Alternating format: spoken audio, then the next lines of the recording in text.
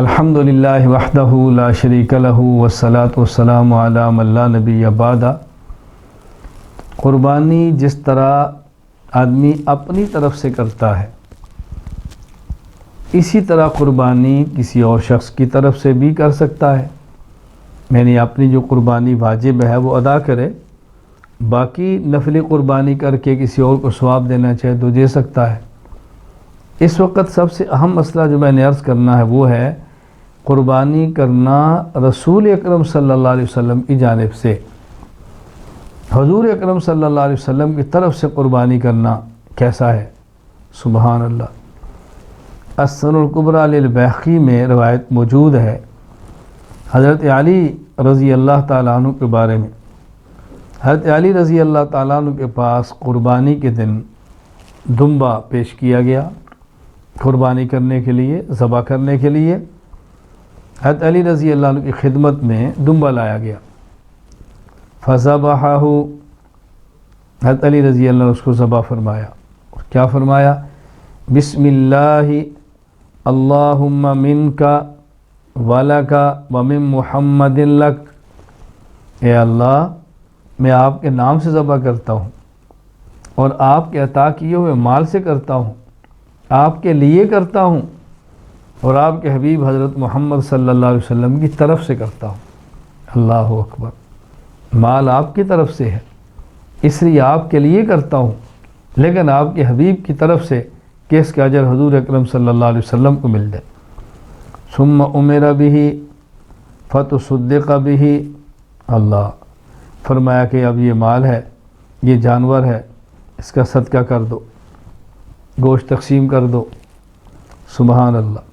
ثم اتی بکبش آخر فذبحہ، پھر دوسرا دمبا آپ کی خدمت میں پیش کیا، آپ نے اس کو ذبح کیا، کیا فرمایا؟ بسم اللہ اللہم منک ولک ومن علی لک، اے اللہ یہ جو میں جانور ذبح کر رہا ہوں آپ کے نام سے کرتا ہوں، آپ کے دیے ہوئے مال سے کرتا ہوں، آپ کے لیے کرتا ہوں، اور یہ علی کی طرف سے آپ کے لیے۔ تو ایک جانور ذبح کیا تو کیا پڑھا؟ بسم اللہ اللہم منک ولک ومن محمد لک، آپ کے دیے ہوئے مال سے، آپ کے لیے، آپ کے حبیب کی طرف سے آپ کے لیے۔ اور دوسرا جانور ذبح کیا، بسم اللہ اللہم منک ولک ومن علی لک، اے اللہ آپ کے نام سے ذبح کرتا ہوں، آپ کے دیے ہوئے مال سے کرتا ہوں، آپ کے لیے کرتا ہوں، اور علی کی جانب سے آپ کے لیے۔ تو ایک جانور اپنی طرف سے، ایک جانور رسول اکرم صلی اللہ علیہ وسلم کی طرف سے۔ رد المختار فتاوی شامیہ میں ہے۔ اللہ اکبر۔ علامہ ابن السراج، امام زین الدین محمد بن عمر سراج الدین بن محمود شہاب الدین الرازی الحنفی، آپ کا انتقال ہوا سن 766 ہجری میں۔ آپ کا معمول کیا تھا؟ اللہ اکبر۔ کہتے ہیں وختم ابن السراج عنہ صلی اللہ علیہ وسلم اکثر من 10,000 ختمہ، آپ نے 10,000 مرتبہ قرآن کریم ختم فرمایا۔ وضحى عنہ، اور قربانی بھی کی رسول اکرم صلی اللہ علیہ وسلم کی جانب سے۔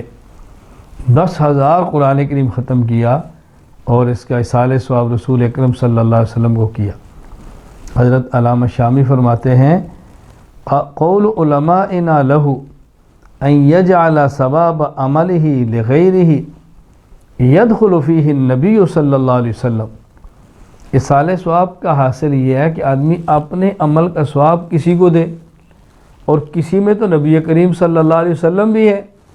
بلکہ عجیب بات فرمائی فَإِنَّهُ أَحَقُّ بِذَلِكَ، رسول اکرم صلی اللہ علیہ وسلم تو سب سے زیادہ اس بات کے حقدار ہیں کہ آپ کے لیے ایصال ثواب کیا جائے۔ کیوں؟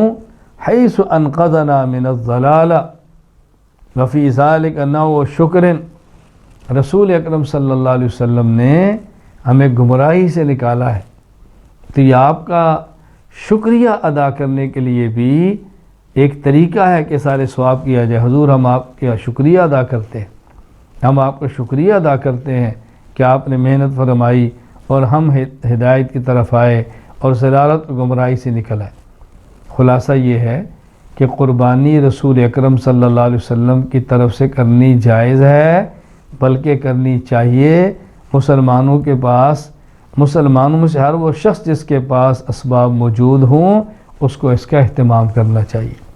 اللہ تعالی ہم سب کو توفیق عطا فرمائے۔ وآخر دعوانا الحمد للہ رب العالمین۔